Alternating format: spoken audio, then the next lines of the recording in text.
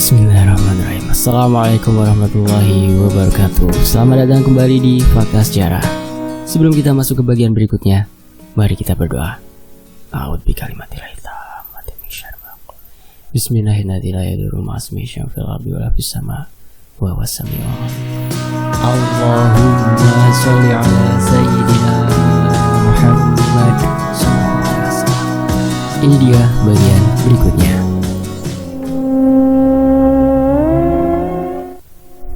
Aku dan Asti lalu menuju ke sebuah rumah yang pintunya terbuka. Kami berpikir pasti rumah itu ada pemiliknya. Assalamualaikum. Kami mengucapkan salam bersamaan. Waalaikumsalam. Terdengar suara orang yang menjawab salam dari dalam. Aku bernafas dengan lega. Akhirnya ada juga orang yang bisa kutemui di sekitar rumah Ana. Tak lama, muncul seorang perempuan setengah baya dari dalam rumah itu, berbadan agak gemuk dan berambut pendek sebahu. "Ada apa, Mbak?" tanya ibu pemilik rumah. "Maaf, Bu, kami mau tanya, apa ibu kenal dengan Nova yang rumahnya di sekitar sini?" tanyaku. "Nova yang mana? Ciri-cirinya seperti apa ya?" Ibu pemilik rumah malah balik bertanya. Aku dan Asti saling berpandangan. Asti lalu mengisyaratkan padaku agar memberitahu pada ibu pemilik rumah tentang ciri-ciri Nova. "Nova tinggi badannya mirip saya, Bu. Mungkin usianya juga sama, sekitar 23 tahun, kataku. Ibu pemilik rumah nampak berpikir, mungkin dia sedang mengingat sesuatu. "Maaf, Mbak, saya nggak tahu. Saya baru seminggu pindah di sini." "Coba, Mbak tanya rumah sebelah itu," kata ibu itu seraya menunjuk ke arah sebuah rumah. "Oh iya, Bu, gak apa-apa, maaf sudah mengganggu," kataku. Kami pun pamit dan meninggalkan rumah itu. "Mak, pulang aja yuk," ajak Asti. Mungkin dia udah lelah, sama seperti aku. Aku menatapnya. "Nanggung, As. Kita udah sampai sini, masa mau pulang lagi? Terus kita mau cari yang namanya Nova kemana lagi, Mak? Jarak rumah di sini jauh-jauh. Aku malah jadi merinding, kayak masuk ke hutan," kata Asti. Aku diam, membenarkan apa yang dikatakan Asti.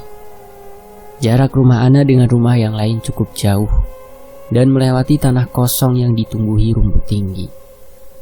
Sebelumnya aku tak pernah berjalan melewati jalan ini. Aku hanya diam di dalam rumah jika main ke rumah Ana. Saat ada Nova, aku pun tak pernah menanyakan rumahnya. Kami hanya mengobrol. Kupikir dia teman Ana yang sedang berkunjung, sama seperti aku. "Ayo, Mak, kita pulang aja. Besok lagi kita cari rumah Nova. Atau aku akan coba tanya ke Ana," kata Asti sedikit memaksa.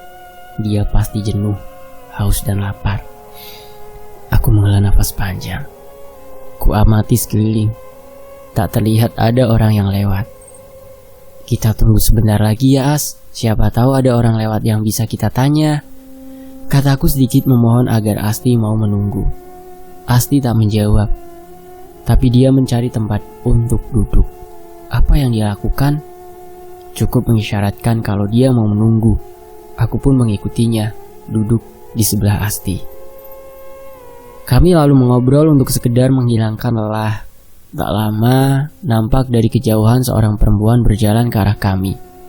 "Mak, lihat, ada orang berjalan ke sini," kata Asti. Aku melihat ke arah yang ditunjuk Asti. "Akhirnya ada juga orang yang lewat sini," kataku merasa lega. Kami memperhatikan perempuan itu. Setelah agak dekat, aku baru bisa melihat kalau perempuan itu ternyata Nova, orang yang sedang kami cari. "As, itu Nova," kataku setengah berteriak saking merasa girang. "Beneran?" tanya Asti. Aku mengangguk. "Iya," jawabku. "Alhamdulillah, akhirnya ketemu juga orang yang kita cari," kata Asti. Kami lalu beranjak dari duduk, berdiri menunggu Nova mendekat. "Nova," panggilku. Setelah dia berjalan di depan kami, Nova menoleh ke arahku, nampak bingung. "Kamu Nova kan?" tanyaku. Dia mengangguk, masih dengan wajah bingung. Aku Rahma, teman Ana. Ingat? Tanyaku. Nova nampak mengerutkan dahi, menatapku lekat-lekat. Mungkin mencoba mengingat, karena memang kami tak begitu akrab. Hanya beberapa kali sempat bertemu di rumah Ana dan mengobrol bersama. Iya, aku inget. Kamu Rahma, teman Ana yang sering nginep di rumah Ana kan?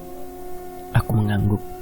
Iya bener, beberapa kali kita ketemu dan ngobrol bareng. Kataku mencoba menerangkan agar dia lebih mengingatku.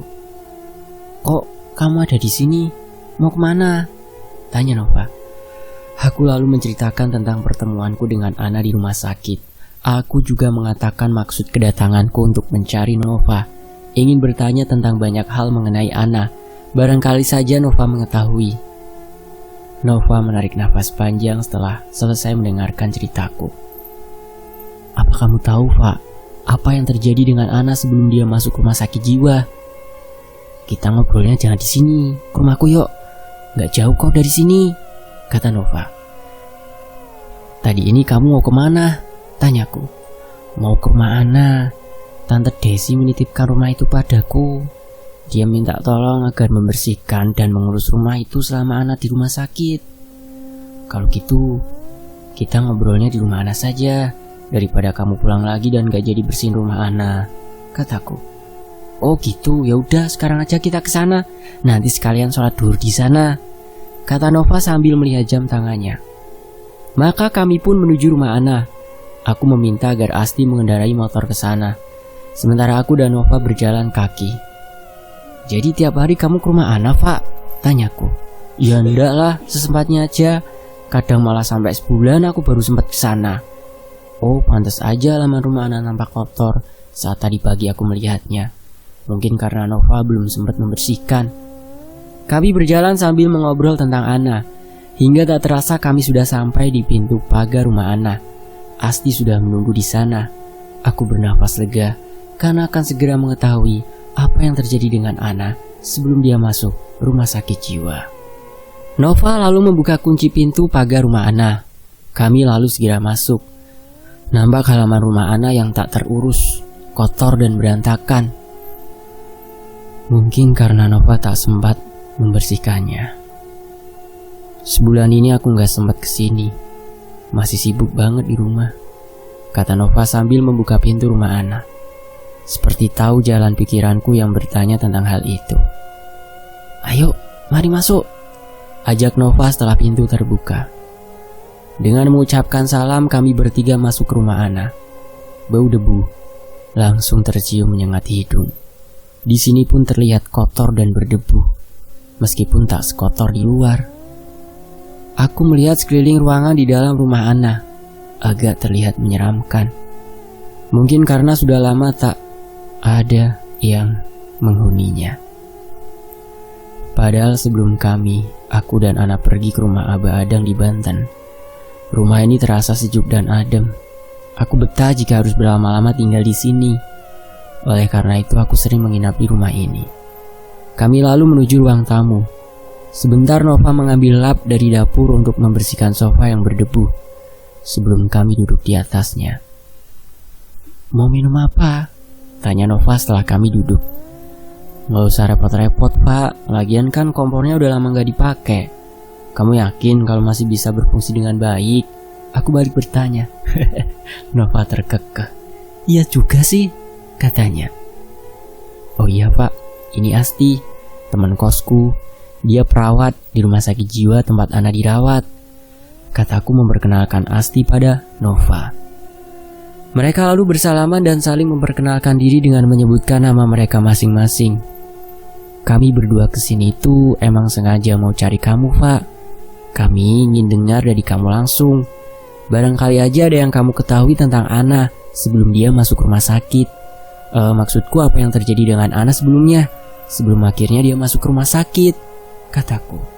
Nova menghela nafas panjang. Dia lalu menatap kami, aku dan Asti bergantian. Iya, Pak, coba kamu ceritain pada kami apa yang kamu ketahui tentang Ana. Kasihan Ana, Pak. Mungkin aja dari cerita kamu nanti kita bisa memikirkan apa yang sebaiknya kita lakukan untuk membantu Ana agar segera bisa keluar dari rumah sakit jiwa, kata Asti menimpali. Aku bingung mau mulai ceritanya dari mana, karena sangat panjang. Lagi pula Tante Desi udah berpesan padaku agar aku tak menceritakan hal itu pada siapapun, kata Nova. Wajahnya terlihat sangat gelisah. Mungkin antara ingin bercerita pada kami, tapi juga udah berjanji pada Tante Desi untuk tak menceritakan pada siapapun tentang apa yang telah terjadi pada Ana. Memangnya Tante Desi masih suka datang ke sini, Pak? Tanyaku. Masih, tapi emang jarang sih. Dan setiap kali Tante Desi datang, dia selalu mewanti-wanti agar aku tidak cerita soal Ana pada siapapun, kata Nova. Aku dan Asti saling berpandangan mendengar perkataan Nova barusan. Berarti kami tak akan mendengar cerita dari Nova tentang Ana, karena Tante Desi sudah mewanti-wanti agar Nova tutup mulut soal apa yang terjadi pada Ana. Begitu pikirku. Aku menghela nafas panjang, merasa kasihan pada Ana. Seharusnya dia tidak mengalami hal buruk seperti sekarang. Kalau saja ada salah satu dari keluarganya yang bisa diajak bicara dari hati ke hati. Tapi siapa? Maaf sebelumnya, Pak. Hubungan kamu sama Ana apa ya? Karena kan selama ini meskipun kita sering ketemu dan ngobrol bareng di sini, tapi seingatku kita nggak pernah tanya-tanya soal pribadi. Ana juga gak pernah cerita siapa kamu ke aku, tanyaku. Aku sama Ana itu sepupu. Kami sama-sama keponakan Tante Desi. Tante Desi itu anak bungsu kakek sama nenekku. Orang tua Ana sama orang tua aku sama-sama udah meninggal semua. Jadi tinggal Tante Desi itulah keluarga kami yang dituakan, kata Nova. Aku manggut-manggut mendengar penjelasan Nova. Apa enggak sebaiknya kamu berunding lagi dengan Tante Desi soal Ana, Pak? Kasihan dia kalau terlalu lama tinggal di RSJ. Belum lagi nanti perutnya makin besar, kataku. Entahlah, Mak. Aku juga bingung. Di satu sisi aku kasihan sama Ana, tapi di sisi yang lain aku nggak berani bilang ke Tante Desi. Dia itu orangnya keras, mirip banget sama Ana. Kalau punya kemauan harus kesampaian. Semua perintahnya harus dituruti, kata Nova. Matanya menerawang jauh. Terlihat sekali kalau dia sedang di posisi yang serba salah. Jadi kapan lagi Tante Desi akan kesini, Pak? Aku ingin ketemu sama dia. Aku ingin coba ngomong ke dia soal Ana. Siapa tahu Tante Desi mendengar ucapanku, kataku. Nggak tahu juga ya, Mak. Biasanya sih sebulan sekali dia datang. Ini udah lebih sebulan belum ada kabar dari Tante Desi, kata Nova. Oh gitu. Aku boleh minta nomor handphonemu nggak, Pak? Nanti kalau Tante Desi datang aku tolong dikabari ya, kataku. Nova lalu memberitahukan nomor handphonenya padaku. Kami berbincang sampai menjelang zuhur. Setelah itu aku dan Asti pamit pulang. Ketika melewati kamar Ana, aku tiba-tiba merinding. Bulu kuduku meremang. Entah kenapa aura rumah Ana terkesan seperti rumah yang udah tidak dihuni bertahun-tahun. Menyeramkan. Padahal baru beberapa bulan Ana masuk ke rumah sakit jiwa dan rumahnya tak ditempati. Bergegas aku menuju pintu depan sambil bergidik, tanpa menoleh lagi ke arah pintu kamar Ana. Aku salut pada Nova yang berani membersihkan rumah Ana seorang diri. Kamu kenapa, Mak? Tadi aku lihat selama di rumah Ana kayaknya gelisah gitu. Terus bolak-balik megangi tengkuk, tanya Asti, saat kami udah beberapa meter meninggalkan rumah Ana. Aku merinding, bulu kuduku berdiri as. Terus waktu pulang lewat depan kamar Ana, kayak ada yang merhatiin gitu. Entahlah, tapi rumah itu jadi serem banget menurutku. Aku pikir cuma aku aja yang merinding. Ternyata kamu juga ya, kata Asti sembari terkekeh. Iya as, rumah Ana jadi serem gitu. Padahal sebelumnya sangat sejuk. Aku sampai betah tinggal di sana berlama-lama. Mak, menurutmu Tante Desi mau nggak bicara sama kamu? Aku nggak tahu juga as. Tadi Nova bilang Tante Desi orangnya keras mirip Ana. Kalau emang kayak gitu sih bakalan susah. Sepanjang perjalanan pulang kami mengobrol tentang Ana. Kami benar-benar merasa kasihan padanya dan ingin membantu Ana agar bisa segera sembuh dan keluar dari RSJ. agar bisa kembali beraktivitas seperti sedia kala dan kalau memungkinkan malah agar bisa kembali bekerja seperti sebelumnya. As, kita cari makan dulu yuk. Perutku udah lapar banget, kataku. Mau nyari makan apa? Makan mie ayam bakso aja yuk, kayaknya seger. Boleh? Kami lalu mencari warung bakso di sepanjang jalan yang kami lalui. Sementara itu di sisi lain. Assalamualaikum mak, Tante Desi ada di rumah mana sekarang? Kamu jadi mau ketemu dia nggak? Nanti aku sampaikan. Bunyi pesan Nova via WhatsApp. Setelah 10 hari aku dan Asti mendatangi rumah Ana. Aku sedang mengobrol dengan Asti di kamar kosku. As, Tante Desi sedang ada di rumah Ana. Nih, Nova nge-WA, kataku pada Asti sambil memperlihatkan pesan WhatsApp dari Nova. Asti lalu membacanya. Kamu jadi mau nemuin Tante Desi, mak? Tanya Asti setelah selesai membaca pesan Nova. Kamu mau nemenin gak? Aku balik bertanya. Kapan? Besok Sabtu. Kamu dinas gak? Aku kan libur tiap Sabtu Minggu. Nanti coba aku lihat jadwal dulu, kata Asti. Dia lalu membuka-buka handphonenya. Iya, aku libur, katanya kemudian. Ya sudah, kita berangkat Sabtu pagi seperti waktu itu ya. Asti mengangguk. Oke. Iya pak, aku ingin bertemu Tante Desi. Tolong bilang dia ya. Oke, nanti ku sampaikan kapan mau kesini. Besok Sabtu, aku pas libur hari itu. Tante Desi masih ada kan? Masih kok. Tante Desi bilang mau agak lama di sini. Katanya mau ada yang dia urus. Gak tahu apa. Baiklah, sampai ketemu besok Sabtu ya pak. Makasih sebelumnya. Memangnya apa sih yang mau kamu omongin ke Tante Desi mak? Tanya Asti. Setelah dilihatnya aku tak lagi saling berkirim pesan WhatsApp dengan Nova. Aku mau kasih tahu ke Tante Desi apa yang udah kami lakukan waktu di rumah Abah Adang. Aku juga mau kasih tahu apa sebetulnya yang terjadi pada Ana sampai dia nekat minta tolong ke Abah Adang. Memangnya apa yang sudah kalian lakukan di rumah Abah Adang? Tanya Asti. Dia menatapku dengan pandangan mata yang penasaran. Ah, mau tahu aja, kataku menggodanya. Asti cemberut. Nyebelin tahu nggak kamu itu mak, kata Asti. Aku tertawa terpinggal-pinggal melihat mukanya. Besok aja pas ada Tante Desi aku ceritanya, biar gak ngulang-ngulang, kataku. Hei, masih lama, keburu aku mati penasaran tahu. Ayolah ma, apa sih susahnya cerita sekarang? Kata Asti sembari memegang tanganku. Aku tersenyum. Oke, aku cerita sekarang deh daripada kamu nanti mati penasaran, kataku sambil terkekeh. Aku lalu menceritakan apa yang kami lakukan saat pergi ke Banten. Dari mulai berangkat diantar oleh ojek yang dicarikan oleh Om Hasan, suami Tante Desi, sampai kami tiba di ujung jalan aspal. Lalu 3 pesan dari tukang ojek yang mengantar kami, agar kami tak melanggar salah satu dari pesan itu. Asti menatapku tak berkedip. Sepertinya dia sangat tertarik mendengar ceritaku. 3 pesan yang gak boleh dilanggar itu apa aja mak? Tanya Asti. Aku menarik napas panjang. Kata bapak tukang ojek itu, selama dalam perjalanan kami gak boleh nengok ke belakang. Emangnya kenapa mak? Tanya Asti memotong ceritaku. Mana aku tahu. Udah kamu diam dulu sampai aku selesai cerita, baru kamu tanya, kataku.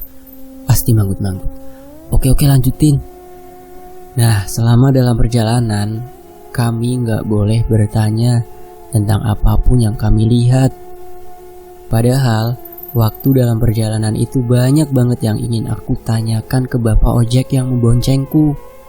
Tapi karena ingat pesen yang gak boleh dilanggar, aku hanya diam penasaran. Yang ketiga, selama dalam perjalanan gak boleh meludah sembarangan. Aku menarik nafas panjang kembali setelah selesai bercerita. Waktu dalam perjalanan banyak hal aneh yang aku lihat, tapi aku gak berani tanya, kataku lagi. Hal aneh yang gimana maksudnya yang kamu lihat? Tanya Asti. Coba deh kamu pikir ya. Sepanjang jalan menuju ke rumah Abah Adang, jalan yang kami lalui berupa jalanan beraspal. Padahal di kiri kanan jalan itu berupa jurang yang curam. Dan jalan itu cuma cukup untuk lewat sepeda motor. Gimana caranya orang yang bikin jalan itu? Kalau alat berat aja nggak mungkin bisa lewat. Asti manggut-manggut. Iya juga ya, katanya. Terus apa lagi yang kamu pikir aneh? Tanya Asti. Di sepanjang jalan yang kami lalui, gak satupun aku lihat ada bangunan rumah. Masa iya sih bikin jalan aspal di sepanjang jalan tapi gak ada rumah penduduk? Terus gunanya jalan itu untuk apa coba? Di sepanjang jalan yang mana? Itu kan ada rumah Abah Adang, kata Asti. Nah justru itu anehnya. Masa iya sih bikin jalan cuma untuk sampai ke rumah Abah Adang? Dan yang bikin aneh lagi, untuk sampai ke rumah Abah Adang kami harus nyebrang jembatan yang di bawahnya ada sungai yang dalam, kataku sambil bergidik, membayangkan saat jalan di atas jembatan untuk menyeberangi sungai itu. Ah, iya juga ya. Kenapa Abah Adang gak bikin rumah di dekat jalan aspal itu aja? Kenapa harus sampai ke tempat yang jauh? Kata Asti. Nah itu dia. Dan kamu tahu gak As, rumah Abah Adang itu termasuk rumah yang mewah. Aku lihat semua perabotan yang ada di rumahnya berharga mahal. Aneh gak sih? Bikin rumah mewah di tengah hutan. Terus gimana caranya bawa bahan bangunan dan materialnya untuk bisa sampai ke sana? Asti pun menimpali. Mungkin ada jalan lain selain jalan yang kamu lewati, Mak. Ya aku juga tadinya mikir gitu karena kami sampaikan pas malam. Tapi waktu siang hari kami pulang, kan aku bisa lihat sekeliling dengan jelas. Gak ada satupun rumah yang kulihat selain rumah Abah Adang. Terus di sekeliling rumah itu hutan. Ih, serem amat ya. Untung kalian bisa pulang lagi, kata Asti.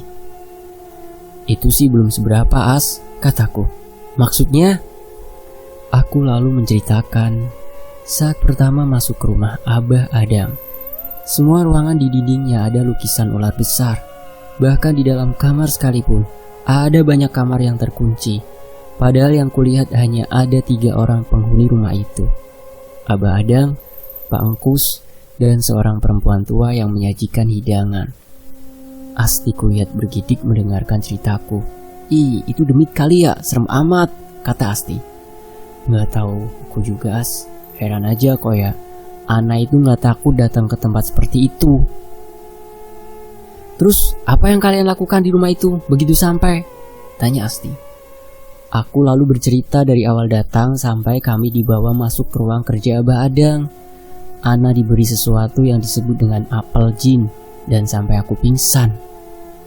Aku nggak tahu apa yang terjadi waktu aku pingsan. Tahu-tahu pas aku bangun udah di dalam kamar. Tiba-tiba Asti terkekeh. Tentu saja aku merasa heran karena menurutku tak ada hal yang lucu yang harus ditertawakan.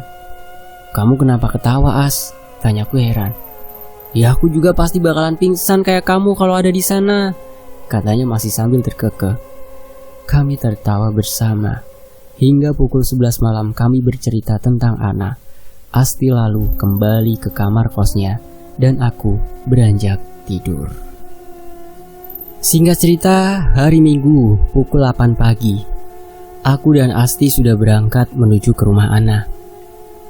Sebelumnya aku sudah memberitahu Nova jika akan datang pagi ini. Sesampainya di rumah Ana, kami disambut oleh Tante Desi dan Nova. Hai Rahma, apa kabar? Sambut Tante Desi sembari memelukku. Begitu aku dan Asti masuk ke rumah Ana. Alhamdulillah, sehat Tante, jawabku sambil membalas pelukannya dan mencium tangan kanannya. Ini Asti Tante, teman satu kosku. Dia kerja di RSJ tempat Ana dirawat, kataku memperkenalkan Asti. Tante Desi dan Asti lalu saling bersalaman dan menyebutkan nama masing-masing. Setelah itu kami berempat duduk di ruang tamu, lalu saling berbasa-basi menanyakan kabar. Nova bilang kamu ingin ketemu Tante. Apa ada yang akan kamu bicarakan dengan Tante, Mak? Tanya Tante Desi begitu kami sudah selesai berbasa-basi. Aku menarik nafas panjang. Iya Tante, aku ingin membicarakan soal Ana. Jawabku hati-hati, khawatir jika kata-kataku akan menyinggung perasaan Tante Desi. Apa yang kamu ingin bicarakan soal Ana, Mak? Maaf tante, aku bukannya mau lancang mencampuri urusan keluarga tante. Aku cuma kasihan lihat Ana. Aku ingin Ana bisa segera sembuh dan keluar dari rumah sakit. Gak apa-apa, Mak. Tante juga ngerasa sangat kasihan sama Ana. Dia itu kan keponakan tante juga. Kalau boleh saya tahu, apa sebenarnya yang sudah terjadi dengan Ana sebelum dia masuk rumah sakit jiwa, Tante? Tante menghela nafas dalam-dalam, wajahnya berubah sedih. Tante sih gak tahu pasti, Mak. Kan Tante gak tinggal di sini. Tante hanya dapat cerita dari Nova tentang Ana, karena dia yang nemenin Ana tinggal di rumah ini sebelum akhirnya Ana masuk RSJ. Apa Nova boleh cerita pada kami, Teh? Tanyaku. Tante Desi mengangguk. Iya boleh, meskipun pada awalnya Tante yang melarang agar dia tak bercerita pada siapapun tentang Ana. Karena terus terang saja Tante merasa malu dengan apa yang udah Ana lakukan. Pak, coba kamu ceritakan apa yang kamu ketahui tentang Ana selama kamu tinggal di sini, biar kita semua mendengar apa yang sebetulnya telah terjadi, kata Tante Desi. Nova lalu bercerita apa yang telah terjadi dengan Ana selama dia menemani Ana di rumah ini. Nova bilang, setiap hari pukul 12:30 malam, Ana selalu membakar kemenyan dan dupa di kamarnya. Tak lama setelah itu terdengar suara tangisan dari kamar Ana. Awalnya Nova hanya bertanya-tanya saja dalam hati, apa sebetulnya yang udah Ana lakukan di kamarnya? Lalu mengapa Ana menangis?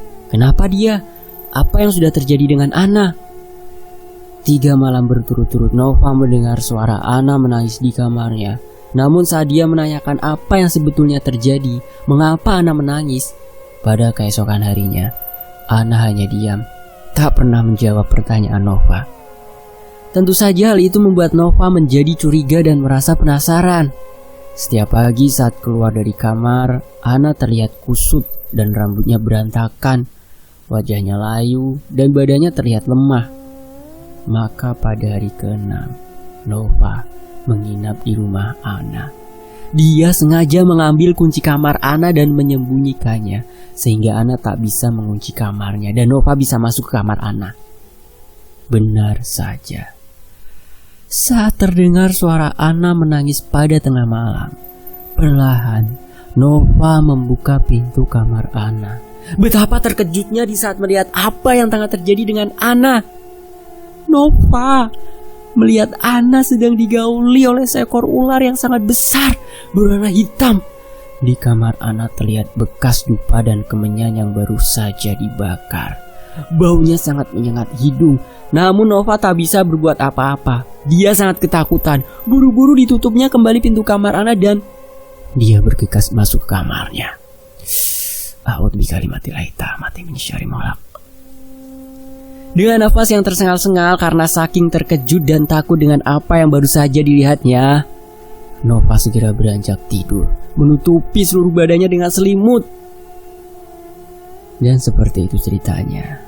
Itu kejadian seminggu sebelum Ana masuk rumah sakit jiwa, kata Nova mengakhiri ceritanya. Astagfirullahaladzim. Aku dan Asli mengucap istighfar bersamaan. Seperti hal yang tak masuk akal, pasti sangat mengerikan. Jangankan wujud ular aslinya, hanya sekedar lukisan saat di rumah Abah pun aku sangat ketakutan. Terus setelah malam itu kamu ngomong gak sama Ana kalau kamu lihat apa yang terjadi semalam? Tanyaku. Iya, aku cerita ke Ana soal itu. Ana kaget tentu saja. Tadinya dia berusaha mengelak. Dia bilang mungkin aku salah lihat.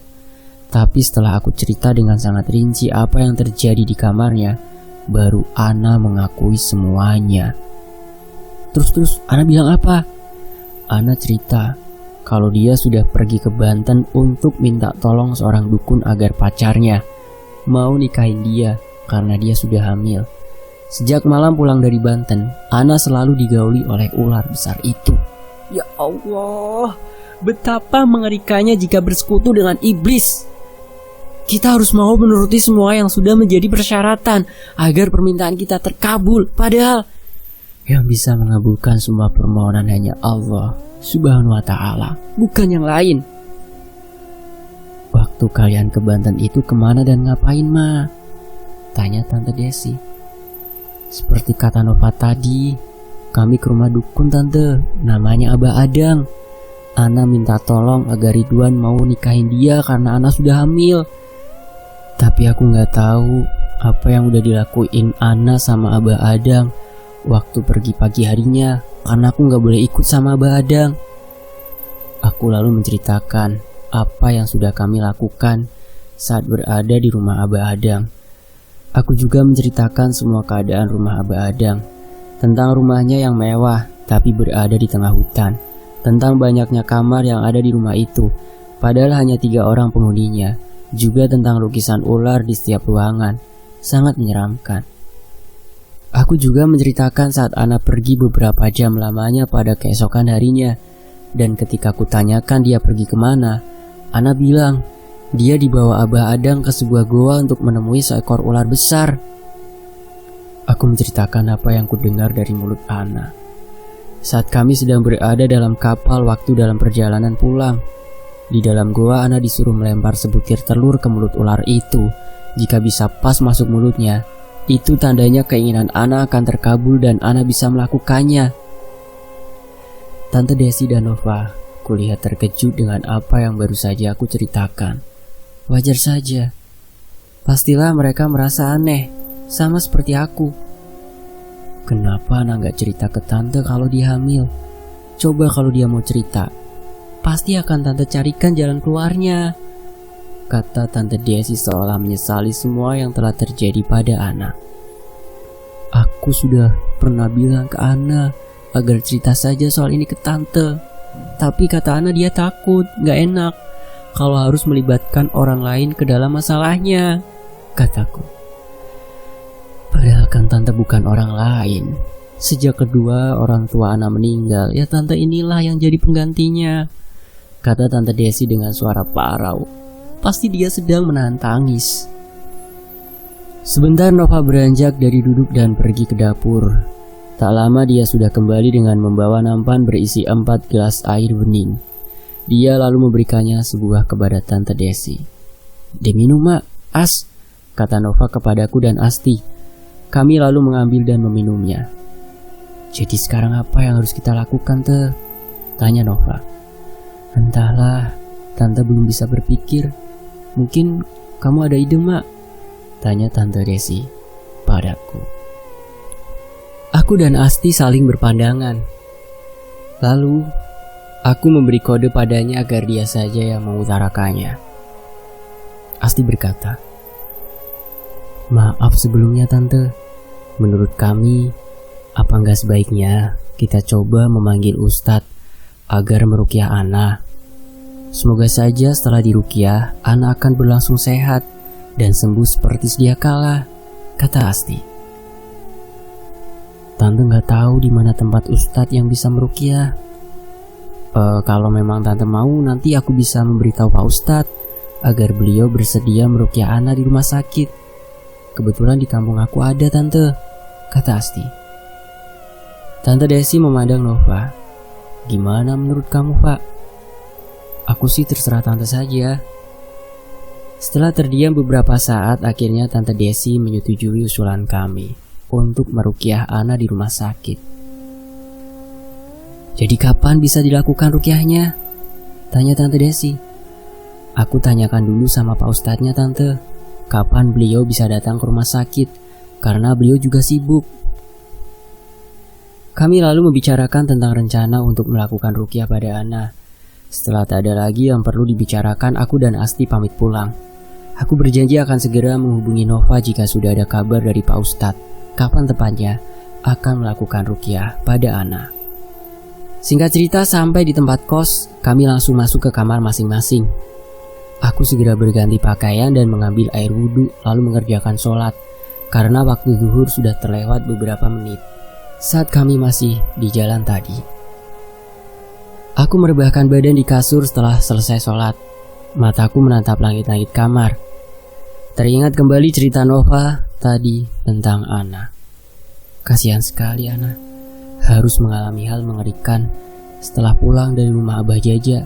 Bukannya solusi yang dia dapat, malah membuat dia masuk rumah sakit jiwa. Semoga saja Asti segera bisa menghubungi Ustadz yang bisa meruqyah Ana di rumah sakit. Kasihan jika harus terlalu lama tinggal di sana. Tok tok tok tok. Mak, Rahma. Terdengar orang mengetuk pintu sambil memanggil namaku. Aku beranjak dari depan menuju pintu. Pintu kubuka. Nampak Bu Marni, ibu kos di depan pintu. Ada apa Bu? Tanyaku. Ibu mau ngantar ini. Tadi Bu bikin banyak, kata Bu Marni seraya menyodorkan sepiring kue bolu kukus. Bu Marni emang rajin membuat kue. Kami yang di kos di rumahnya sering diberi hasil karyanya. Aku menerima piring berisi kue bolu kukus dari Bu Marni. Makasih ya Bu, masuk dulu Bu, ajakku. Lalu mempersilahkan Bu Marni masuk. Ibu lihat akhir-akhir ini kamu sama Asti sering pergi berdua kalau hari Minggu, kata Bu Marni setelah kami duduk di lantai.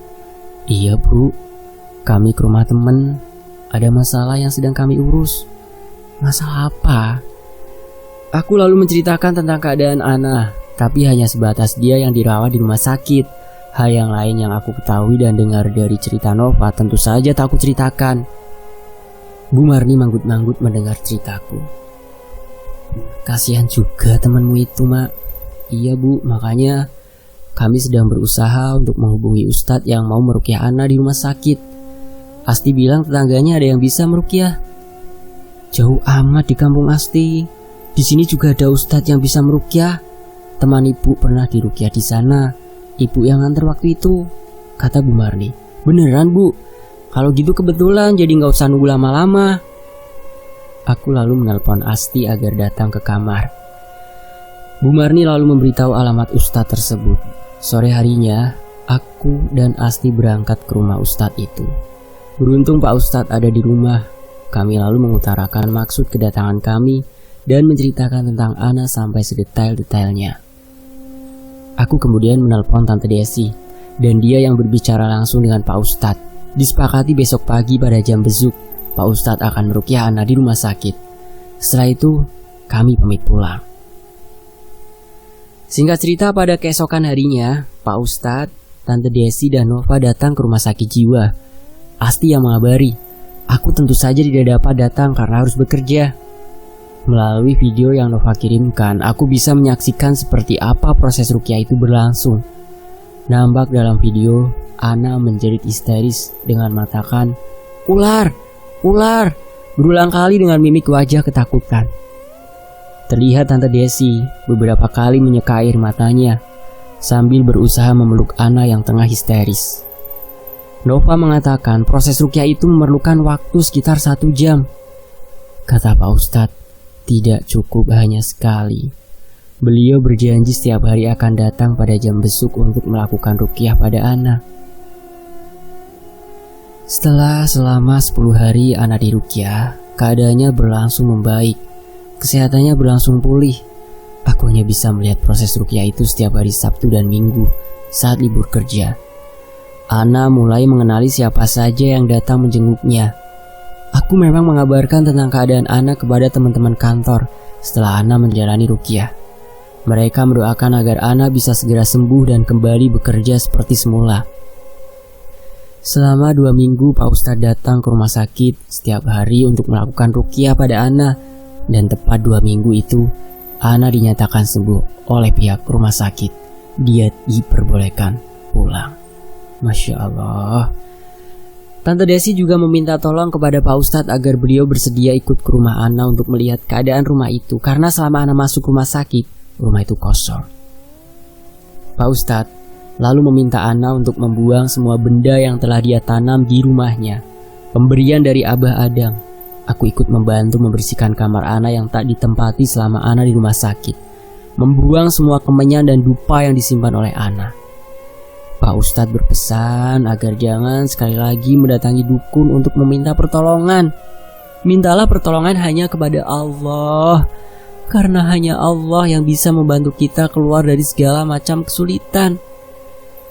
Pak Ustadz juga meminta Ana agar melakukan taubatan nasuha karena telah melakukan syirik, yang mana hal itu adalah merupakan sebuah dosa besar yang tak terampuni jika tidak segera bertaubat. Mbak Ana, jangan sampai mengulangi lagi hal itu. Jadikan semua yang sudah terjadi menjadi pelajaran hidup. Beruntung Allah masih memberikan kesembuhan pada Mbak Ana. Nasihat Pak Ustadz sebelum beliau pamit pulang. Ana menangis sesenggukan sembari mengucap istighfar berkali-kali. Tante Desi memeluknya dengan erat. Insya Allah saya nggak akan melakukannya lagi Pak Ustadz. Terima kasih banyak sudah membantu saya, sehingga saya bisa kembali sembuh dan keluar dari rumah sakit, kata Ana di sela-sela isak tangisnya. 2 jam lamanya Pak Ustadz berada di rumah Ana. Setelah itu beliau pamit pulang. Aku dan Asti menyusul. Kemudian 1 bulan kemudian Ana sudah kembali bekerja. Kami menyambutnya dengan sukacita. Ana hadir di tengah-tengah kami. Di antara kami tak ada yang membicarakan tentang kehamilannya. Biarlah itu menjadi masalah pribadi Ana yang tak perlu kami ikut campur mengurusinya. Dan Tante Desi meminta Nova untuk tinggal bersama Ana agar saat Ana akan melahirkan ada orang yang bisa menolongnya. Dan kisah ini selesai. Terima kasih untuk Karyanti yang sudah mengizinkan kisah ini di-up di Fakta Sejarah. Dan tentunya buat teman-teman yang udah sampai sejauh ini menyimak kisah ini di sini. Saya pamit dan jangan lupa mampir ke channel Cadangan Mimin ya. Itu di layar akhir sudah ada, tinggal disentuh saja. Atau bisa dilihat di deskripsi, linknya ada ya, tinggal disentuh saja. Nanti akan langsung masuk ke channel Cadangan Mimin. Dan wassalamualaikum warahmatullahi wabarakatuh. Sampai jumpa di kisah lainnya. Tetap di Fakta Sejarah.